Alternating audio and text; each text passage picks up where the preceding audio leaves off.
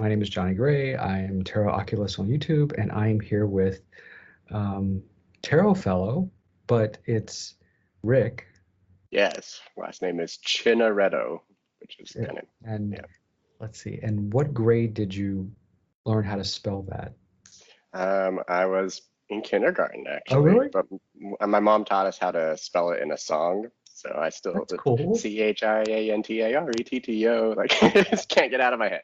So, Yeah, I had some friends, I swear they couldn't spell their last name until like third grade. yeah. In fifth grade, we had the spelling test or whatever. And one week, the teacher decided it'd be really fun to make everybody do like everybody's name for the Hmm. spelling test. And I was not a favorite in that class, that's for sure. But That's actually kind of important in the real world when you're communicating with people to kind of, you know, spell their names correctly. It's like the polite way of, if you don't do it, it's kind of disrespectful.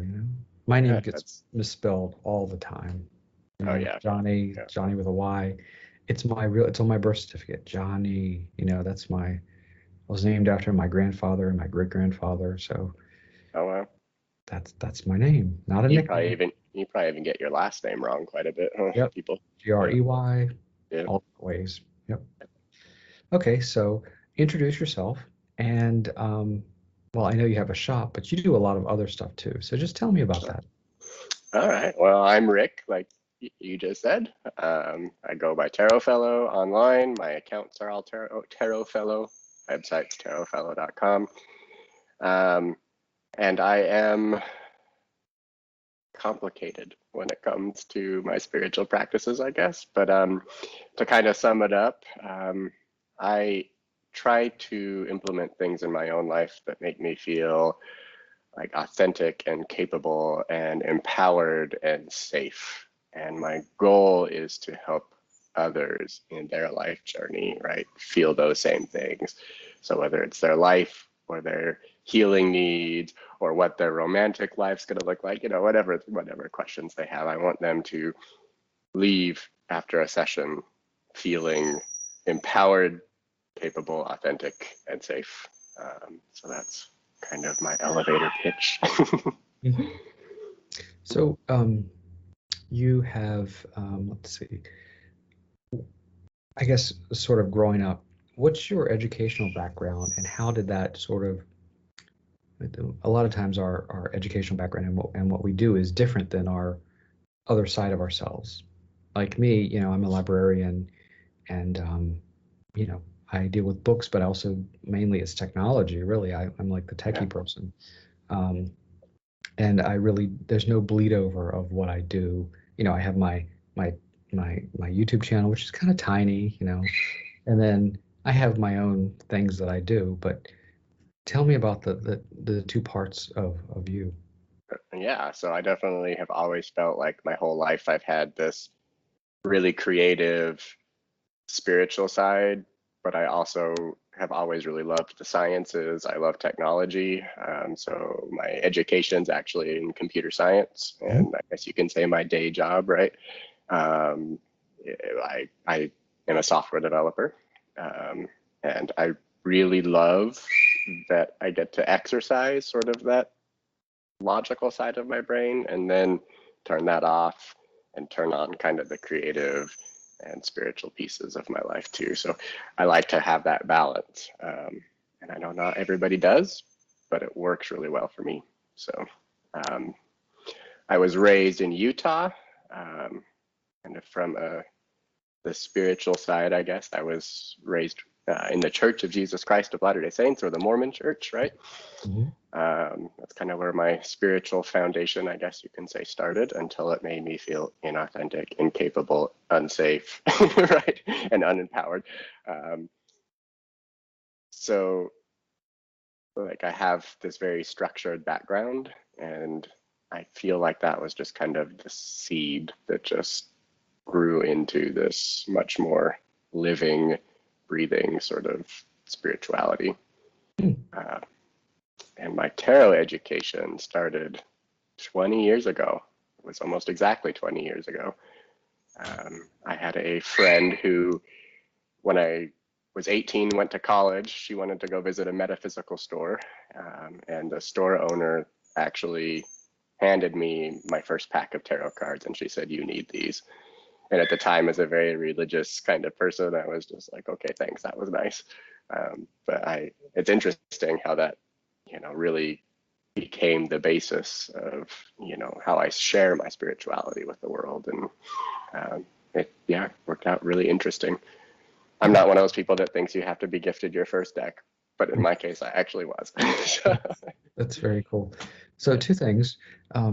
Did you own magic underwear as a Mormon? I sure did. Yeah. And they were awful. Yeah, I've seen But them. but after coming out, it's actually interesting now. They get a little fetishized in the The Mormon community. underwear. Yeah. Yeah, it's I Sorry, learned mom. about that. Just kidding. Angels in America. They talk about, the main character is like, well, one of them is struggling with being a Mormon and, you know, and dealing with his homosexuality or, fighting against it. Have you seen the Latter Days series, the movies? The gay one? Yeah, Yeah. Latter Yeah. Days. Yeah, there's Uh-huh. like, I think there's three of them now. There's three. Are there three? I think I've Yeah. only seen the first one. I'll have to go look up the other two. Yeah, they're really good, dealing Yeah. with being a Mormon and dealing with your sexuality. I thought the approach was really, um, even though the movies didn't have a huge budget, I thought they were done well. I agree. Yeah. They're not as trashy as some gay movies can be, where they sell it on a full frontal, A Right. lot of people are like that. They're like teasing that, and then the story is just not very good. Yeah. There's even a quote from that movie that I really took to heart at the time of my kind of struggle and coming out about the dots on the newspaper, right? And how when we zoom in, all we can see is Mhm. the dots. But as we pull back and kind of unfocus and see the bigger picture, that it's this beautiful thing. Mhm. That's not exactly the quote, but it was, really impactful to me at that age. Do you have a bird? No, it's my dog. I'm sorry. Aw. It Yeah, sounds like a he's bird. very angry that he is locked away at the moment. Yeah. I have two dogs, but they're both elderly Chihuahuas. They're Oh, they're downstairs. I'm upstairs. They can't come upstairs. I don't think they'd make it up the stairs. They'd fall down. They're too ours, tiny. ours aren't actually often allowed in the front of the house, but when I'm talking and they can hear me and I'm not with them, but Um, so let's see. How would you describe yourself spiritually to someone? Because I've seen some of your videos. I haven't seen all of them, but I've seen them, and I see what you do, and I've seen like the you talking about lots. Yeah, usually I've linked through your looked at your Instagram, and then you have some YouTube stuff. So tell me about that. oh boy, so this is the big question, right? The spirituality question, because it is a little complicated, and I And think we can, it's also a very kind of personal question. So only what yeah, you're comfortable with. no, like I said, I was very structured, religious growing up, and so I had tied kind of the religious structure to spirituality for many years, and after that no longer worked for me, it became almost easy for me not to want to believe anything, but I still had kind of these like nagging things about what the afterlife is like, and those sorts of questions, plus the spiritual experiences that I've had forever, like what did they mean outside of that context. And so I have done a lot of searching, and I think the best way to describe it is that I've taken pieces that have worked for me and made me feel certain ways, and started to structure them together. Like I believe that spirit gives us ceremony as a way to approach them. And that ceremony might be a religious sacrament, right? It could be meditation. It could be a psychic tarot reading, right? Or whatever have you. But so there's like these pre-described ways that spirit has set up that has worked for humanity for a long time, right? And then it's kind of up to each individual person, like you said, to find the ceremonies that work best for them. And so I struggle when people try to label a little bit. I've been called a witch, right? But since I don't actually practice in that way with those ceremonies, with those gods, right? Like I really want to reserve that label for the people that do and give honor to that and that journey, right? And I don't feel that that's my journey. And so I've been called many other names, but, but I think that what I do and what my spiritual practice has become, there's only one way that I can think of to describe it, and that is that I am a spiritual advocate. My ceremonies have always connected me to the ancestors, to spiritual entities, to, actual spirit beings that have conversations and give me ceremonies and kind of prescribe how they want to connect, right?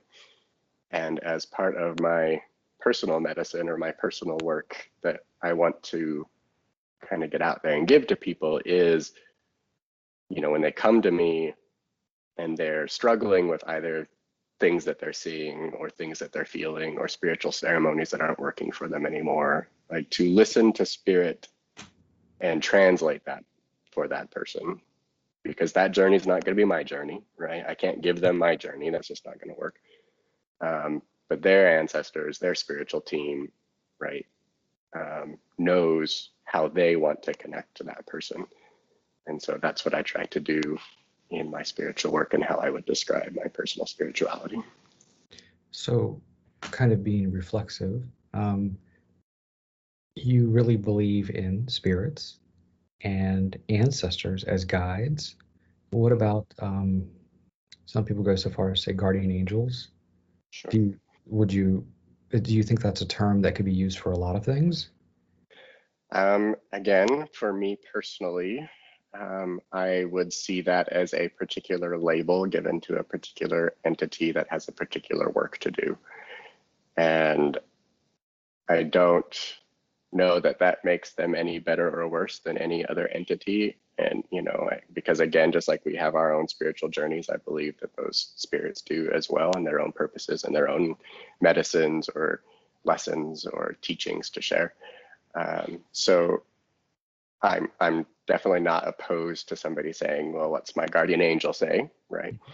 That doesn't mean they're going to appear with wings and this bright white light. Some people's angels are interesting, but yeah, so I'm not opposed to that if that's how that person in their path wants to connect to that.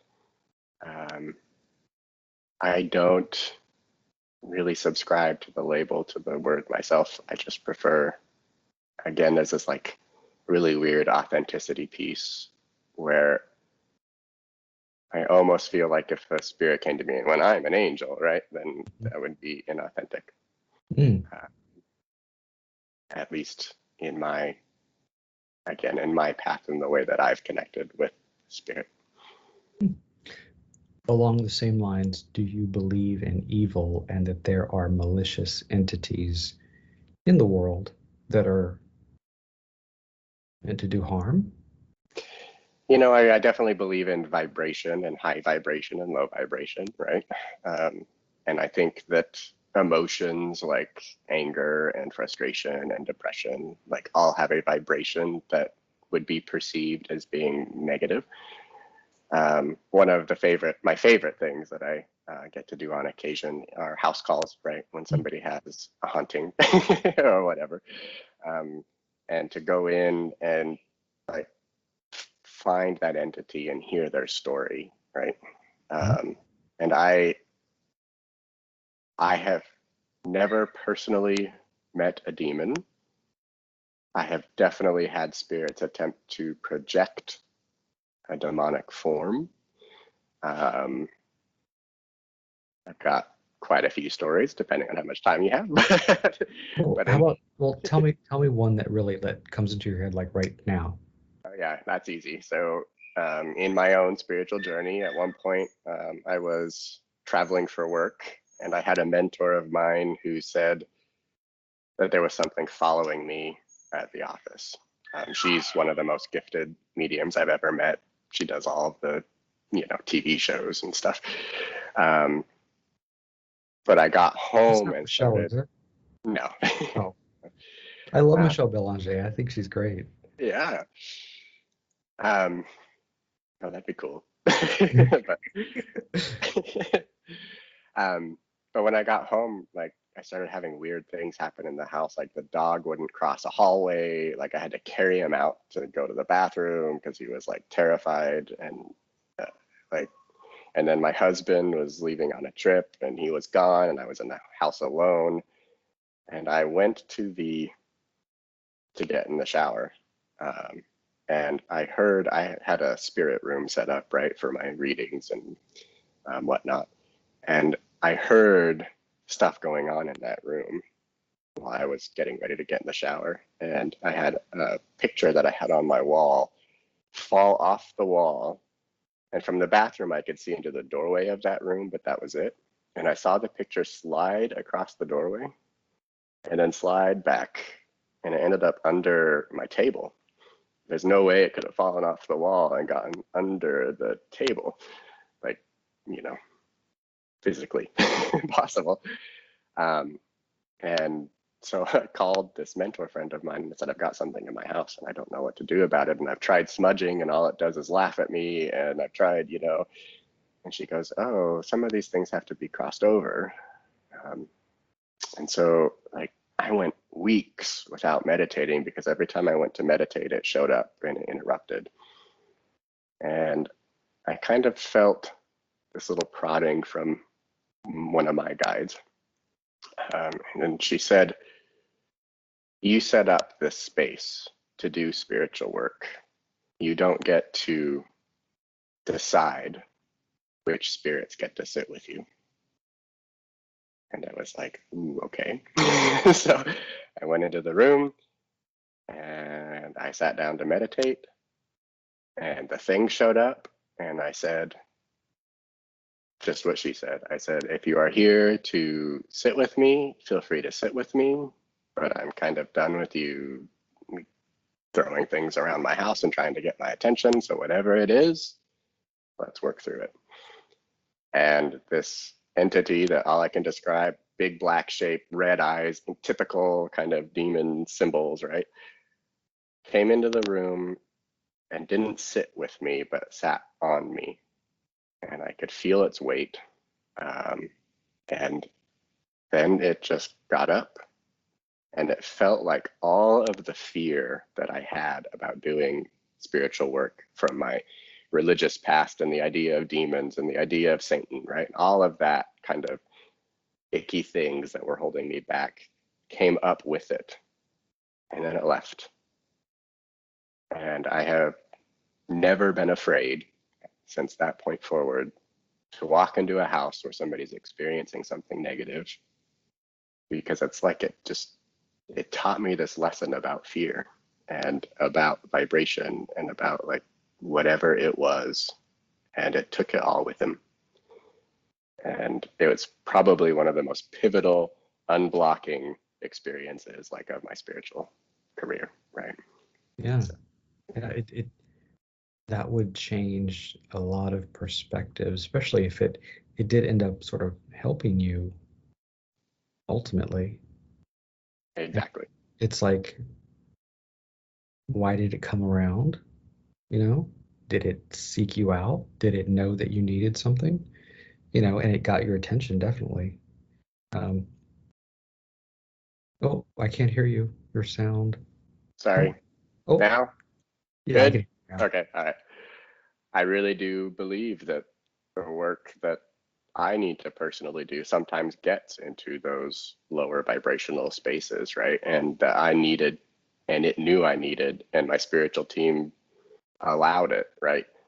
Maybe even invited it to teach me that lesson and to to get me into a place where I'm not afraid of those spaces. I really do think that that's what holds a lot of people back from their spirituality is the fear of, even seeing something like their grandmother who they loved in life, after death,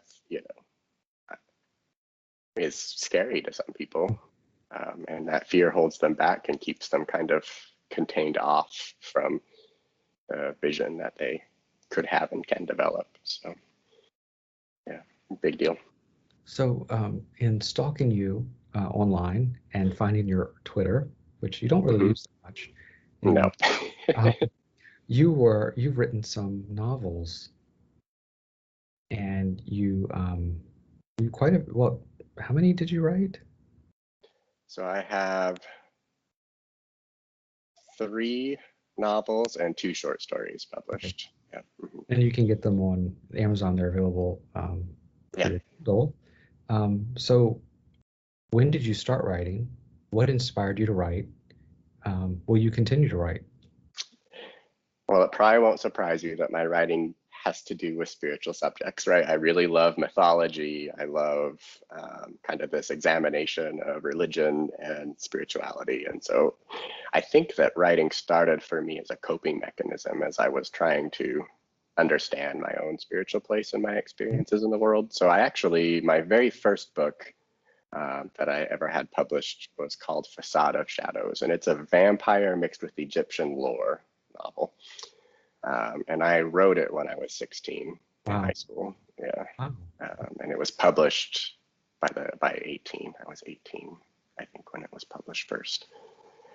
Um, so since then, I haven't needed kind of that outlet, but it is still a creative vision. I'm a storyteller at heart. It actually really interferes sometimes with my work because when a spirit comes and tells you something, you can't tell a story around it. And that's what my brain wants to do. I've struggled with that a bit. So I did in 2013, I started a series called Crossing Death. It's about kind of that angel perspective from this religious idea, but it's about this kid that starts off in a magical world and then he is murdered in the first few chapters.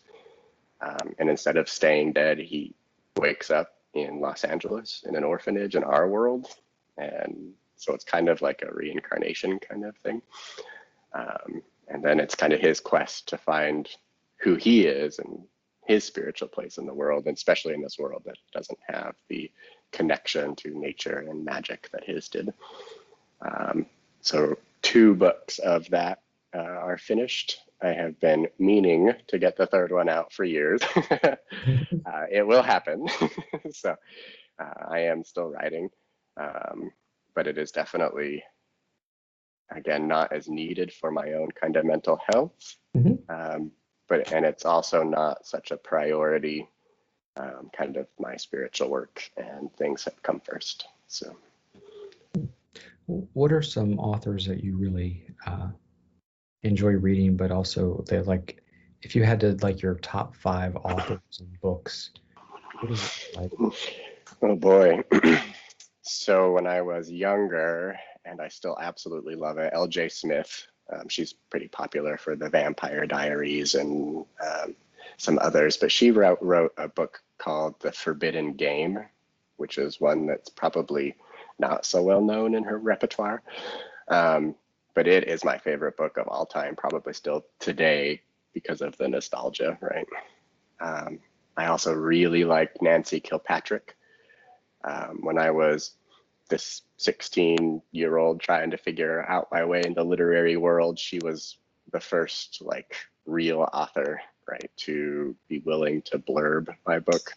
And she and I have maintained contact and friendship since then. And I really love all of her writing. The Eternal City is my favorite of her books. Although she has a new series out that's very vampire, very adult, like really gory. Mm. Yes, it's awesome. If that's your thing. So, um, yeah, I think those are probably some of my favorites. Um, me, as I do consider myself sort of a intuitive empath, I'm Mhm. picking up a lot on a lot of feminine energy, women influencing you as well as um, inspiring you and driving you. Mhm. What do you think about that? Is that true? Um, I would say so. I think that overall, in general, it seems like women are more open to spirituality and those conversations in general in society. I think it is a quality of the creative, nurturing, divine feminine energy, right? Mhm. So I do find myself doing a lot of work and partnering with and having a lot of female clients, right?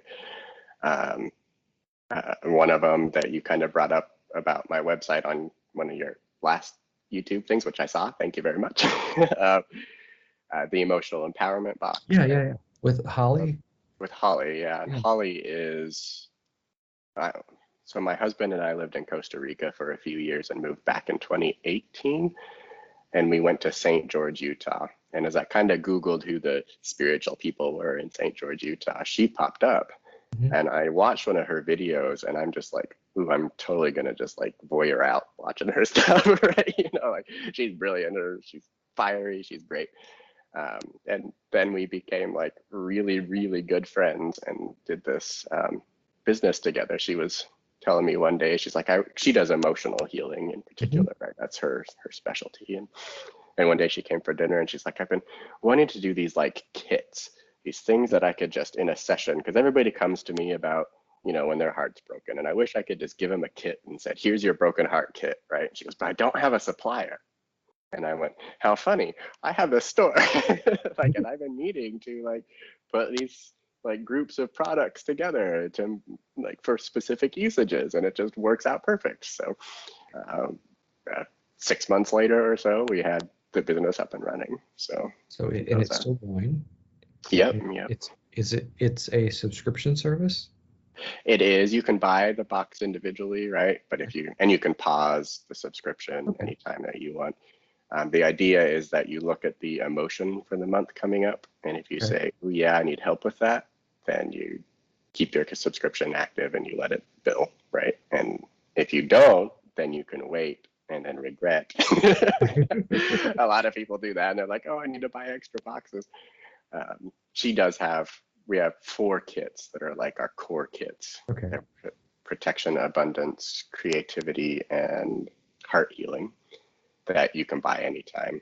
And then the others, we always make a few extra, but then when they sell out, they sell out. So So, that's, so what is in one of these kits? So if I was to subscribe, and like I'm sure have you already done one for October? we are working. Yep, yep. Okay. So what about the September one? If I got the September one or the one closest, what Mhm. would be in it, and what's the theme? So the September kit was the support kit, and Holly chooses the emotion. Okay. She kind of tunes in and sees what the collective Hmm. most people are kind of feeling. She felt that people were feeling very unsupported in September. And so we put this kit together. There was a sacral chakra incense, crystals, of course. Oh, I'd have to pull up the list now. I can't remember everything. There was some really cool things in there too. Oh, there was an onyx bowl with lodestone to do the ceremony around like pulling in the support based on whatever that support was for you, monetary support, love support, whatever it is, like just support in general. This kit could be used to specify to kind of each person's needs. Um, so it's usually crystals, incense, oils. We've made balms and then some sort of ceremonial kind of thing because I'm really big on ceremony, right? To kind of activate and use the kit because lots of people buy crystals, but then how do you turn around and use them and where do you find the support? Hmm. And so the big thing about these kits that we do that was like not even a question was you get like video courses with the kits to help you use everything in the kit and to guide you through meditations or ceremonies that are included in the kit. Yeah. Yeah. Cool. That is Yeah. one thing I saw that popped off um, the emotional empowerment box. I just thought that was a really neat idea. Yeah. Just the whole concept of it. Um, let's see. Um, where did we leave off? Let's see. Novels. So, so going back to tarot, Mhm. which your shop sells tarot cards. Yeah. Yes. Um, when were you first introduced to tarot, and um, where where has it taken you as far as tarot Yeah. readings and learning tarot? So I kind of need to go back and answer a little bit of a question that you asked in conjunction with this question, and that's kind of like what influences what kind of work I do. And I've talked quite a bit about it, but Mhm. I really feel like I've been narrowed down, especially these last few months, into three really big interests and ways of working that I think align with me at the moment. Tarot will always be like this foundation. It's the most comfortable thing for me when I put myself out there and do the work, right? Like I have no problem getting into a tarot reading with anybody at any time. Right? I know it. I know it works. I know exactly what it looks like to me. I know exactly what it feels like to me, and it's just always consistent, right? And it wasn't always that way. So to go to the question, when I was 18 and given the deck, um, I came back to my college dorm room, opened that little white book that came with it, and gave my first reading that night to somebody at the dorm. And then a few weeks later, we were going to go see a Harry Potter movie, I think. And it was before assigned seating, so everybody had to line up. And I brought my cards and I started reading people that were waiting in line with me, like my group of friends, right? Mhm. And I remember I looked up after one of the readings and I had this line of people waiting to be read. And I thought that was just the coolest thing ever. Um, and so that kind of gave me some excitement, for the cards. And then since then, it has just been like I've fallen in love with the stories, um, the, the generic nature almost of how these stories apply to everybody. These 78 lessons, right, that are something that everybody will experience. And to be able to lay the cards out and see your story and see the order and see what you're learning and see your blocks, it's just kind of a neat ceremony to me. Um, I do think that as I have evolved and my work has evolved, um, it's that foundation that kind of now steps me up into that place where I can receive other information. It always gets me into that headspace, right? So readings are always about the cards, but then they can branch off to other things. And that's not to say that I think that that's a progressive way to work or a better way to work, right? I just think that that's my path and the way that I'm being directed and aligned. Um, and it's been really interesting to me to watch other tarot readers who have felt like because they don't see spirits now that they're not reading tarot right? And that really irks me because they're two totally different alignments almost, right? Um, if you have this really amazing gift for tarot, you almost don't need that other piece.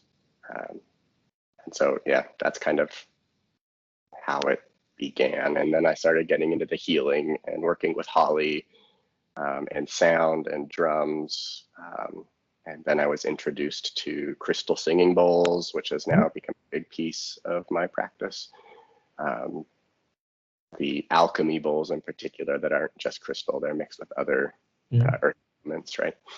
Um, and so that's kind of the second piece of my work that I have been doing. And then the third is new and interesting, and it's direct channeling. And I do believe that tarot readers channel, but it's different and it's like nothing but the channel. And I always watched people channeling and kind of thought they were all full of it, I guess, for a long time. So it was really interesting one day when these new entities came and said, "You're going to learn to channel." And then, really? Like me, the skeptic? um, so, but tarot has just always been there for me. And it's, again, like I love channeling for people, but if it's a stranger on the street that I don't know and who doesn't know me, like, and who I can't play with, the channeling still feels like playing to me. The tarot is more like, yeah, let's get into the serious work. So for now, we'll see how that alignment changes. But So do you work with more than one deck, or have your favorite? so funny enough, I counted before this call. I wasn't even sure how many I had. I have 5 decks. Okay. Which isn't very much for somebody who's been reading tarot for 20 years, right? No, but that's you probably at one point had more. No. Right? You've only stuck with those. Really? Every deck that I've ever had, I still own. I've not given any away. And one of them was a gift of the 5. That was my Marseille deck. And I don't actually read with it. I think it's a different system. It's a different tradition, right? I love it, but I don't read other people with it. I guess I will read, I'll bring it out and meditate and do a reading kind of on myself, but not my paying customers. So, I have just really, when it comes to symbology and tradition and the structure and the tarot story, like, I just don't think you can get much better than the Rider-Waite. And I know that that's going to irk a whole lot of people. I love that deck. It's Yeah. the one, my first deck, and it's the one my mother gave me, and it's the one I learned tarot from. Yeah. And it, yeah, that was like my launching point. It was like, I have this. What else is out there? What other decks do you use? So the only modern deck that I have is the True Black Tarot, which I saw on Kickstarter when that was launched. And I have never been drawn to modern decks, but I just really loved the kind of contrasting imagery and the foil work. I think it's just, the artwork is gorgeous. Again, I'm not going to read with it unless somebody asks specifically for it, right? Because even now that I know the tarot stories, I almost feel like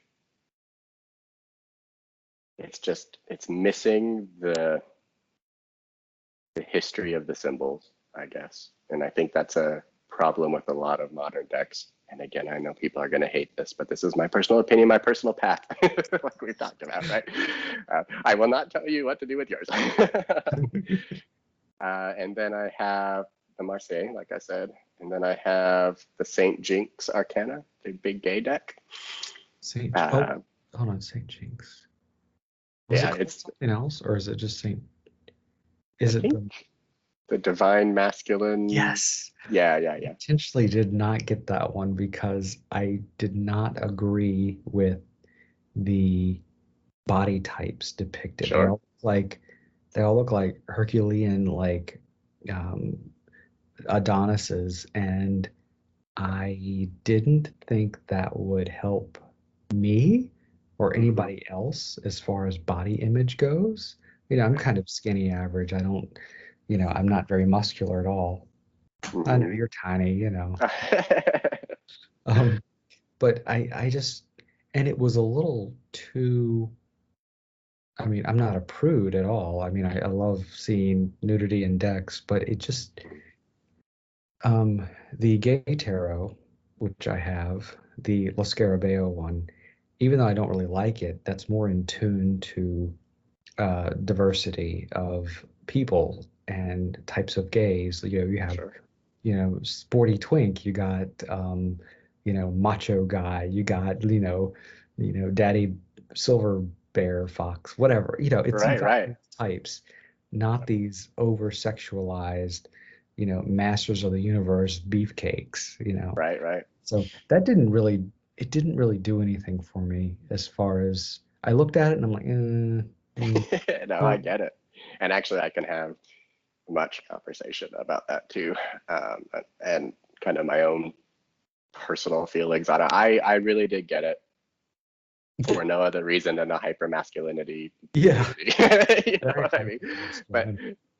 But masculine. not to introduce it into my spiritual practice so much as to, like again, the artwork is I think he's a very talented artist, right?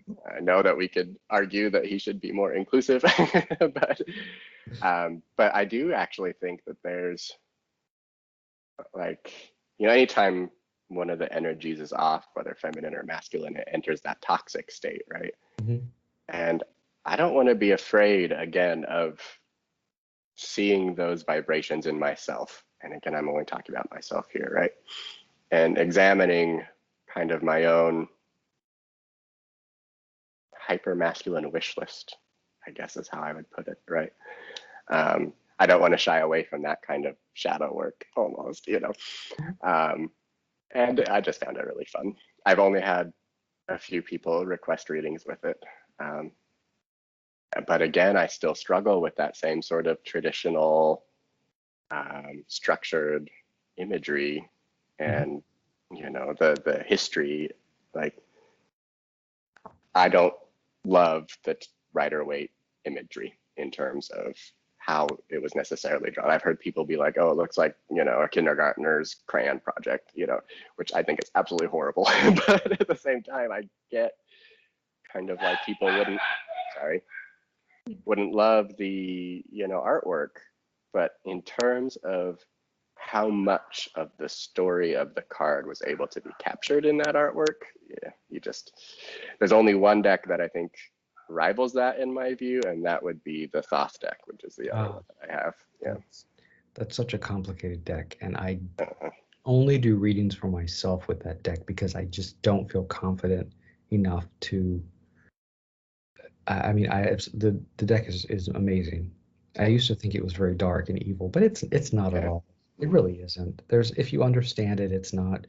Um, yeah, but I've talked about inclusive decks as far as gay men, and there's only two that really stand out, and one is the Cosmic Tarot, which kind of it's using actual pictures of people, and it's very like Right.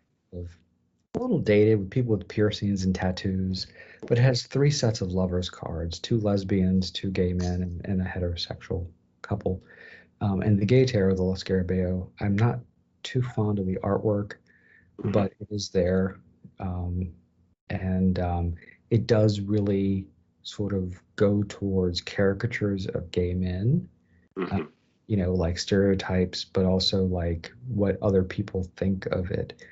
Um, and I'm all for inclusivity as far as sexuality and race in tarot, but I'm also a traditionalist, and I'm Mm-hmm. like, I love the Marseille. It's wonderful. I love the Rider Waite. You know, it's this conflict, and I think Yeah. a lot of us modern tarot readers are conflicted with, ancient imagery, but I have reverence for the where it came from, Mm-hmm. where it started and how it's gone. And some of these modern decks are just absolute icky. I don't like them. Yeah. I really do think that it's I've been in conversations where people have felt like the Rider Waite deck in particular didn't represent them. Mhm. And I like there's this huge part of me that understands that. But then there's this other part of me that's like, these images don't represent real people. Like they're Mhm. they're talking about a story and they're telling a story, and the story is a parable. And you know, when you read a parable in the Bible, for example, you don't think that the olive tree is like a real physical olive tree. Like maybe some people do. I don't know. Some people do. Yeah, yeah. Yeah. So for me, even Like I I bought the Saint Jinx deck without the feminine cards because he does have a version, right, with the feminine cards. But at the same time, like, I don't mind seeing the Lover's card represented as masculine and feminine, but I don't view that card, sorry for the dogs, as a statement of gender, I guess. I see it as a statement of divine energy and vibration. And to me, that's the story it tells. The Lover's card, I mean, as a gold star gay man, the Lover's card, man and woman, it, harkens back to Adam and Eve in the Christian mythology, religion. I'm not offended by that. I mean, a man and woman made me, so I'm still very connected to that, So even though I am, it's very complex, the way we see these cards. And I'm always interested in how, lesbians or gay men view tarot, traditional tarot, and how they make it their own. And hearing how everybody's interpretation differs, I think really is an interesting thing to think about. And sort of, why does someone think, I don't know, it's just been around, tarot is fairly new in the scope of human beings on Earth. And, some people have the thoughts that it contains all the teaching you'll ever need in the tarot. Some people think it is all the knowledge, secret knowledge, that it's hidden in there and we have to find it. And once we find it, who knows what happens. People have feelings all over the place and thoughts. But it's always interesting to hear what someone thinks about being gay in a heteronormative society and how that, that makes them interpret cards differently or see them how everybody else sees them. The Lover's card, for me, it picks a man and woman, but the meaning of that card transcends gender. I don't see it as, oh, man and woman meet and they make baby. I don't, or there's, it's more of an emotional thing, but it could be applied to anything. Yeah. I think, again, going back to even the Adam and Eve story, right, as a parable, and you have people that believe it was an actual thing that happened, right? An actual story that happened, versus some parable that's meant to teach you something, right? And I see tarot that way. It's throughout the stories, right? But I also feel like I kind of got a little bit maybe lucky in the fact that I grew up in such this religious, really quite rigid structure that I already had to figure out the cognitive dissonance, right, between what that structure was and what I was experiencing. And I feel like for me that it's really easy to translate that to tarot. There's a structure and a picture of a pope and some Christian symbols, right? And that harkens back to, the fact that it came from kind of that Italy, France, who knows where over there, right? And the time of all that, and I get that. I don't know that needs to be changed for the parable meaning to change if you can view it as a story that's meant to teach you something instead of a physical, real thing. One thing I meant to ask was, so you're married. Mm-hmm. How much of your spirituality and I guess your esoteric nature, how much does he share any of that, or is he completely separate from your spiritual side? It's funny because we have this conversation a lot, actually. Oh. Conversation, not fight. Okay. it's interesting. So my husband kind of went through a phase or a time where he was definitely searching for, his place in the world and what he believed. And he met a bunch of teachers and mentors that he then later introduced to me, and then they became my teachers and mentors. And some of the most authentic people I've ever met, like watching them work is just, it's awe-inspiring. But now he kind of does feel kind of distance from it. He doesn't get a lot of why I do what I do, right? But he definitely gives me the space to do it, which is nice. But he's kind of on that journey himself of figuring out his spiritual journey, right? And we're both okay with my spiritual journey not being his and his not being mine.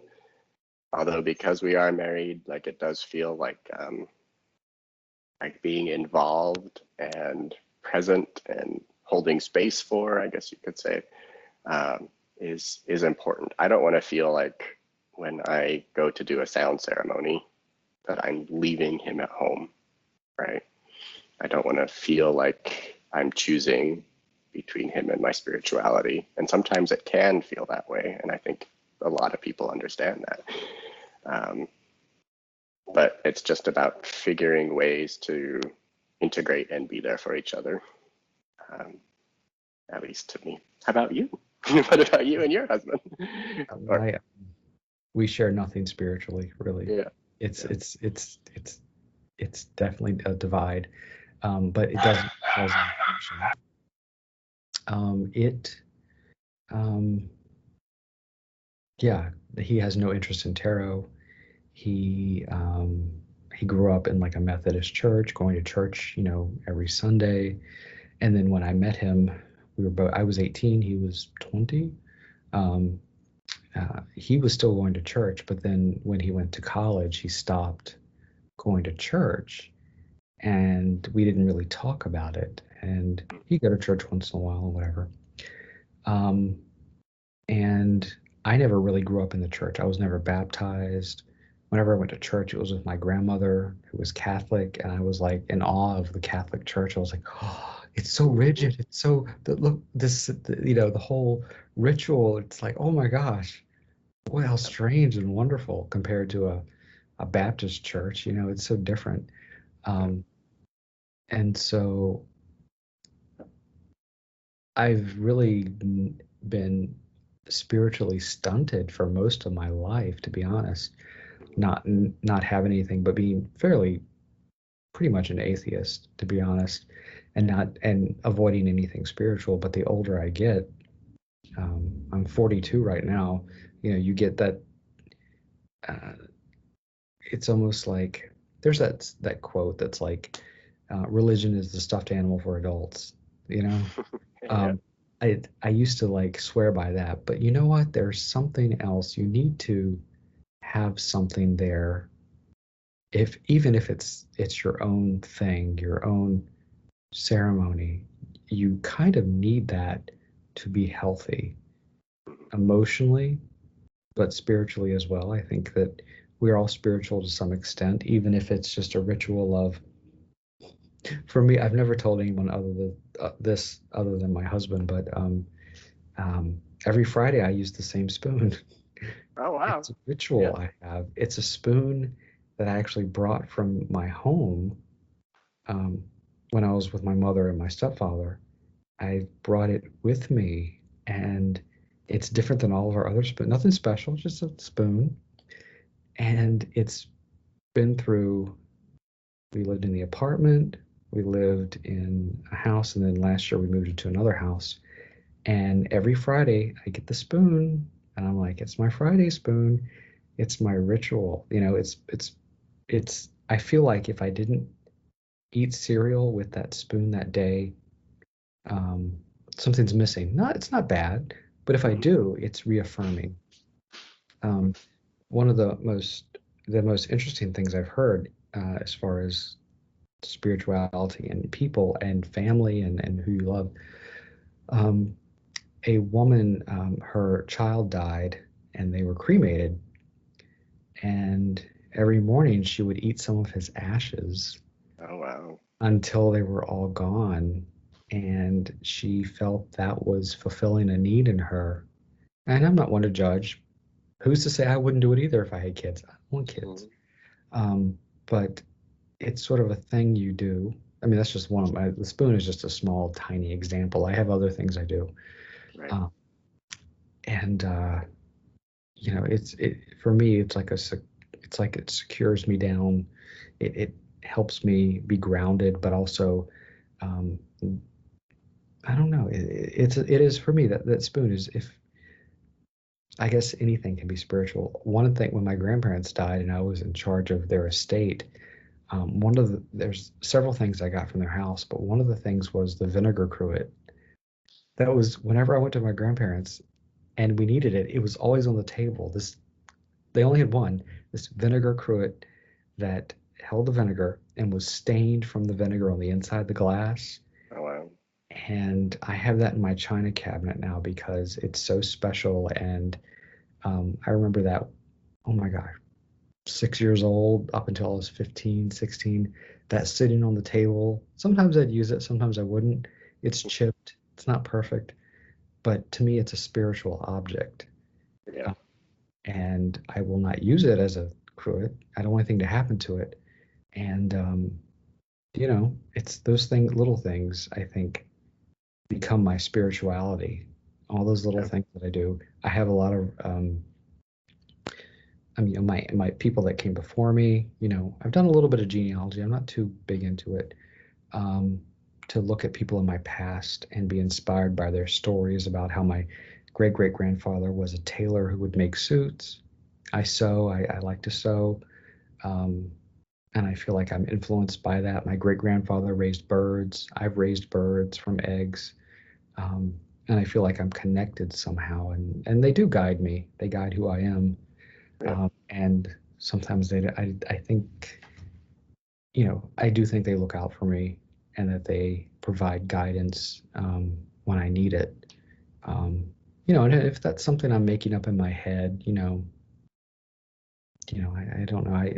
I still visit graves and put flowers on graves, and it's just remembering that whole people that helped me, that are still helping me. That's my spirituality, and so my husband doesn't really share much of that. Mm.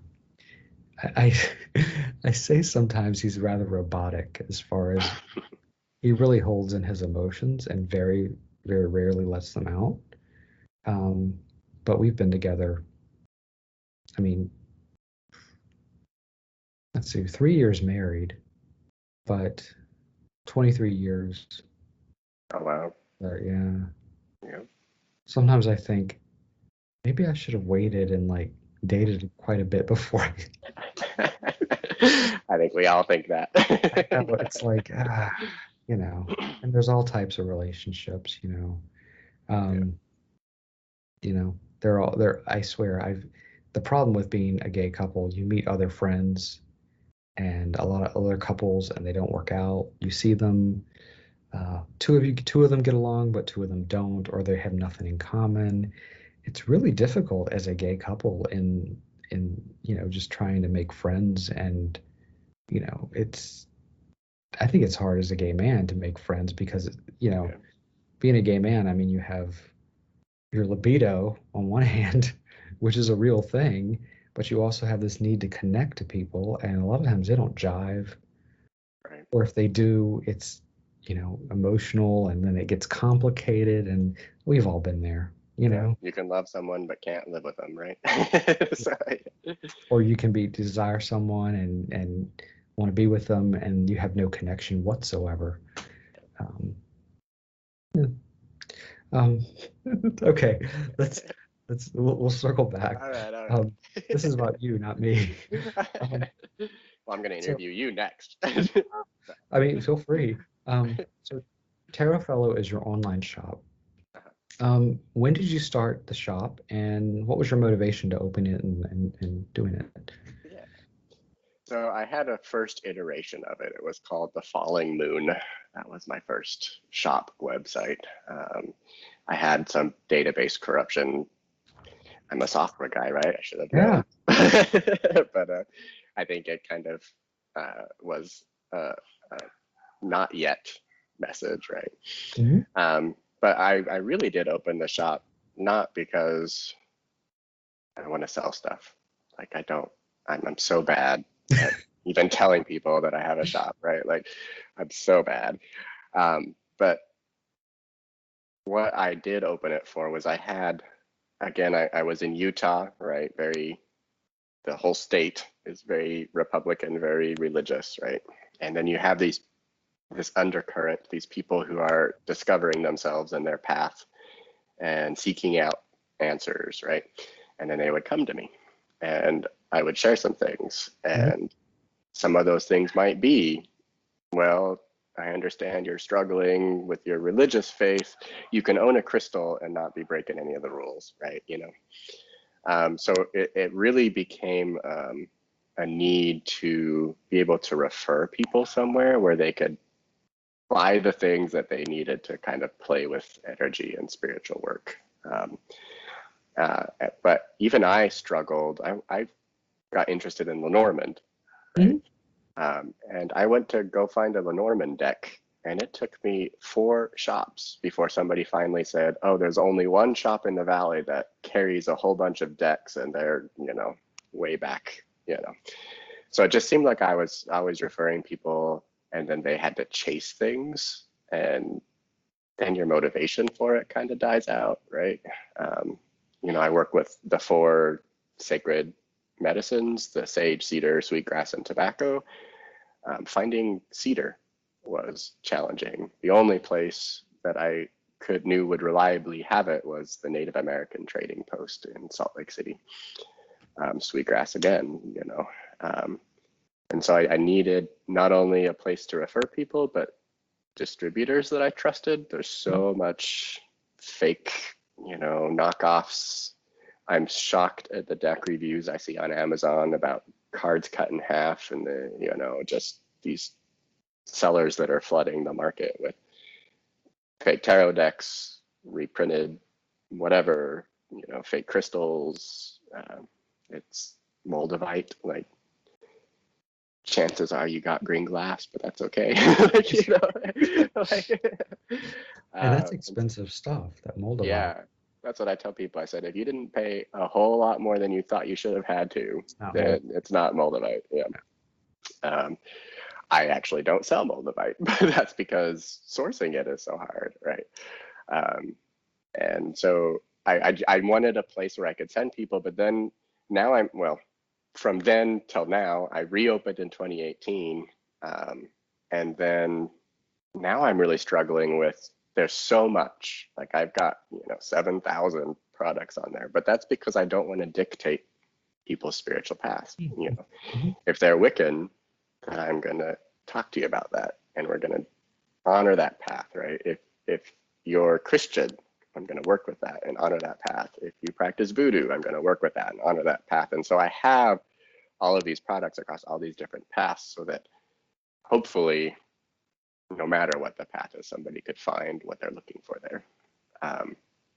But I do think it's harder to market, I guess. It would Mhm. be much easier if I just sold the 400 tarot decks that I carry, right? Or tarot/oracle decks. To narrow it down and kind of get into this niche, right?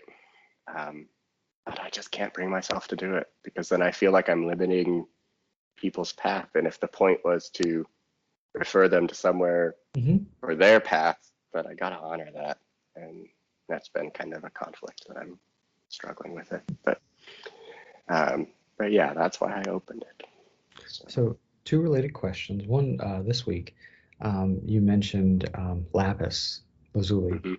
Right. which is one of my favorite stones. I love I lapis know. because lapis and carnelian, the Egyptians used it. Carnelian is such a lovely, warm stone. Mhm.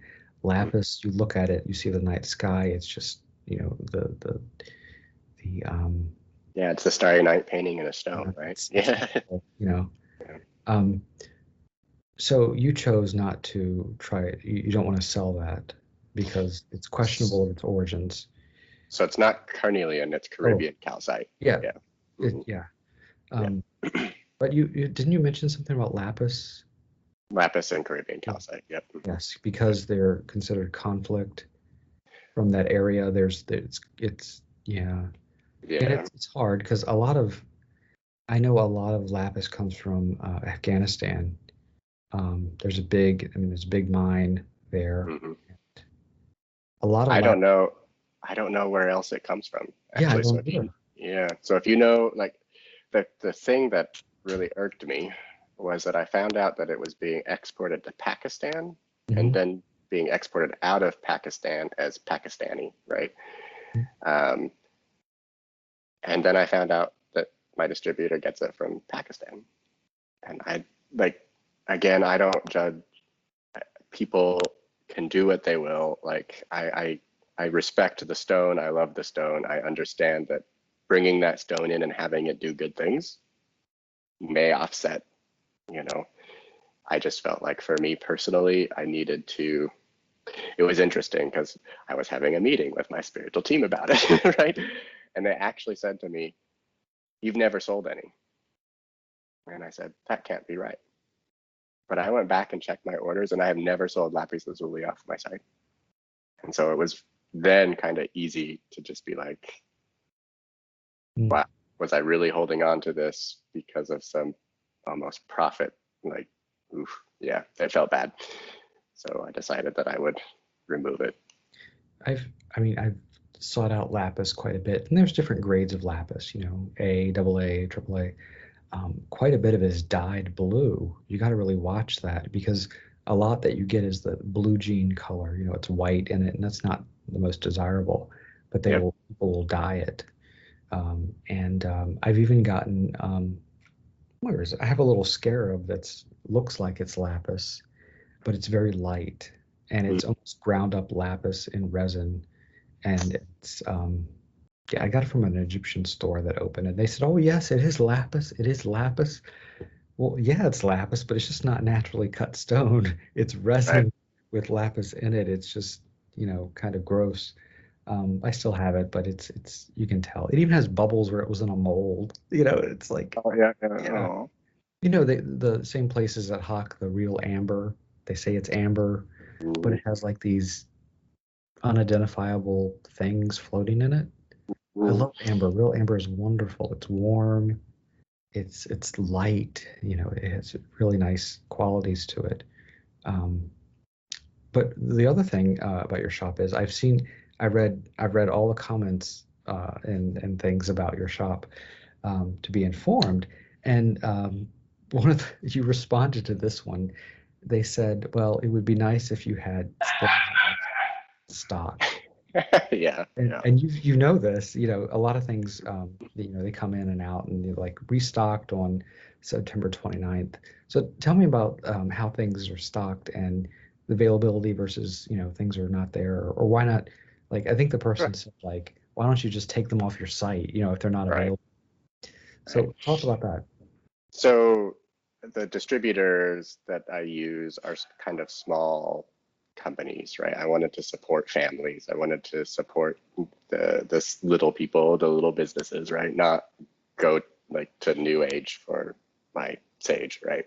Mhm. Um, so granted, my small distributor does purchase from new age, right? But I don't know. It's a different energetic feeling when you open a box from these people. I don't know why, but it's magic. Um, but the problem is because they don't have thousands of staff, right? COVID hit them really hard, and they Mhm. are based in Massachusetts, and the whole state shut down for COVID, and they were not an essential business, right? And so they fell really behind, and they're still not able to be fully staffed. So they have the office people right now down in the warehouse packing, like, um, and it, so not only did they get affected, but of course all of the imports and all of the businesses and the small businesses that they want to support, right, were affected. And so, yeah, I do think that I think I checked the other day, and out of the 7,000 products that I can get, 2,200 right now are out of stock. Wow. And they're struggling to get the inventory in on time. They're struggling to get the importers to get inventory in on time. The overseas importers are all delayed, and they've always been really good in their inventory files at indicating when shipments will arrive. And those have still been pretty close. I think I've only seen one order that I was a week late on because the stock didn't come in when they said it would. But I don't remove them from the site or hide them when they're out of stock because those items have usually a stamp date for when they will be back in stock. So that people can, if they want to add it to their wish list and come back later, they can do that. Okay, good. That was sort of a controversial thing, but I did want to talk about it because I'm interested in inventory and what's offered. Mm-hmm. So kind of wrapping up because I'm taking a lot of your time. That's awesome. Thank you. I don't want to take up all your time. For the future of Tarot Fellow, what's the future look like? Are you working on anything? Do you have anything on the horizon that you're excited about or you want to talk about? Yeah. Well, so last year I started teaching tarot. I realized that a lot of people don't teach stories; they teach keywords, right? Mm-hmm. And reversals are another very. We could have a whole nother section, right? But I wanted to teach in the way that I wish I would have been taught. That took me so many years to finally click and have like, oh my gosh, these are stories. And if I know the story, then I don't have to worry about alternative meanings because it's all within the story, So I started teaching. I've done a couple of test groups with my course material. I think that's probably the next thing for Tarot Fellow is to get the course online to the where people who want to do it self-paced can. I love the live sessions. I will continue to do those as well. But some people just don't want to be in a group where they have to talk, So in those cases, I'll have a self-paced course coming up. That's cool. I Googled Tarot Fellow and all these different logos popped up. Oh yeah. I used a design firm. That was hilarious. Okay, so you got this guy. Well, I get this Saint Sebastian vibe from this logo, right? And I also get the Hanged Man. Half of them, he's got a little limp little noodle. Some of them, he's fully erect. I will tell you what. I dare you to go to a logo company of any kind and say, I want a naked hanged man. And that's what you get, because the things that I got, like I had to be very, very specific in order to even get 2 possible logo designs. And this one that I finally did pick, I actually just told the guy, I'm like, you need to draw a dick. I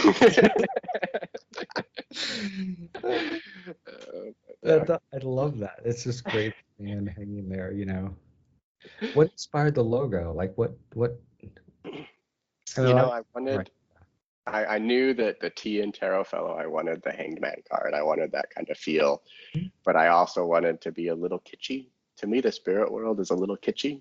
They're a little playful. They're a little fun, so I wanted to also kind of, be honest and open about, that I'm not going to shy away from discussions about sexuality and nudity and whatever else, and hey, gay people, what do you think of my logo? So I wanted that kind of masculine element too, I guess, very masculine in your face element, but it's little on the website. It is because I saw different versions and one was like, it's easy. Yeah. They're out there as like, I guess the site is using them as like, this is what we could do for your logo. Which I think is hilarious. Yeah. You got all these business logos and then like naked. Yeah. So I would say that my viewers want this question, but really it's me. Will you continue to post thirst traps on Instagram? I guess I will, because again, I'm not going to shy away from the fact that we are sexual beings, and I was shamed for so long for that, right? And I think Western society in general has sacral chakra blocks because of repressed sexuality. I really believe that. And so it's fun, it's empowering to me, it makes me feel, again, authentic, capable, powered, safe, As it right? should. Mm-hmm. Yeah. The one that I the one where you're falling. Yeah. Yeah. Yeah, American Eagle underwear. Pick something fancier. At the time, I didn't have anything else to, yeah, okay, I'll redo it just for you. I was like, American Eagle. They're so comfortable though. I know. I have a pair. I have a couple pair, but I like Mac Weldon. Those are really good. Oh, yeah. Um, but yeah, your Instagram. I think I've noticed that a lot of people are going towards Twitter because it seems to be more open. It's not as um, I run a couple of Instagram accounts. One's for work, actually two are for work, and then one's personal, and I keep it very PG because I'm associated with that. My Twitter is I kind of compartmentalize my social media stuff. My Twitter is more like my political sort of advocate type avenue. You should read this, or look, I did a movie review, or I posted this awesome interview with Rick. Come see this, come check it out. So I compartmentalize, and my Instagram is more like fluff. Here's a pretty flower that inspired me. Here's my dogs. Um, Here's me because I'm growing a mustache now. A lot of people, it's new. I've never grown one before.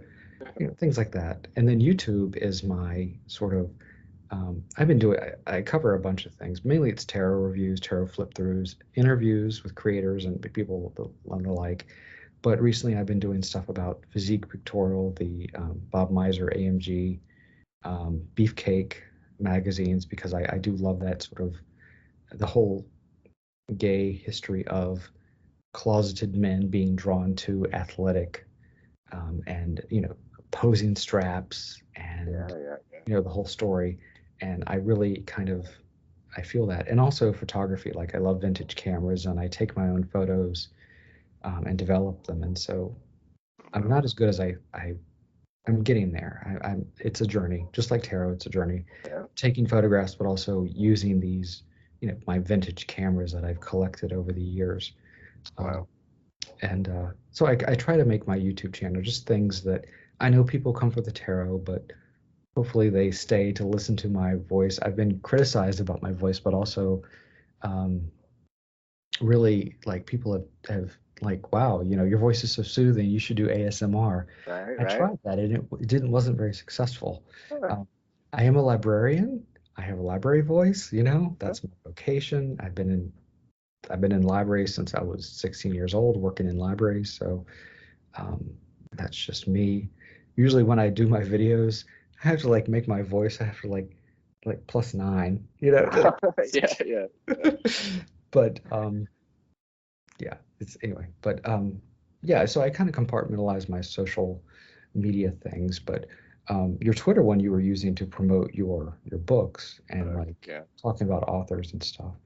yeah, yeah. I went to open an Inst or a Twitter account for Tarot Fellow, but then never. I think it's out there actually.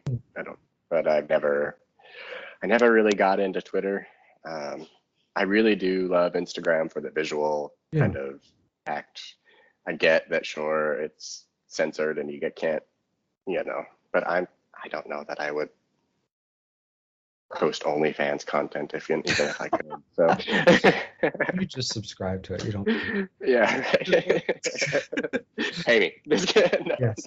Well, you know what? The funny thing is, a lot of people that have gone the OnlyFans route for stuff, they didn't realize that, taxes are due on that.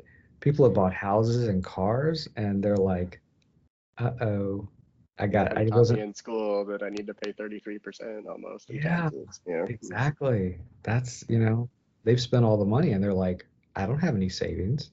I've right. spent it all." And that's like, we're in America. You got to pay taxes. Hmm. 33%. Yeah, about depending on. Um, One guy I was watching his TikTok, and he said he was having this embarrassing interview with his tax person, and he went in to explain what he was doing on OnlyFans, and the person said, "You're an entertainer. That's all you have to say. You're an entertainer."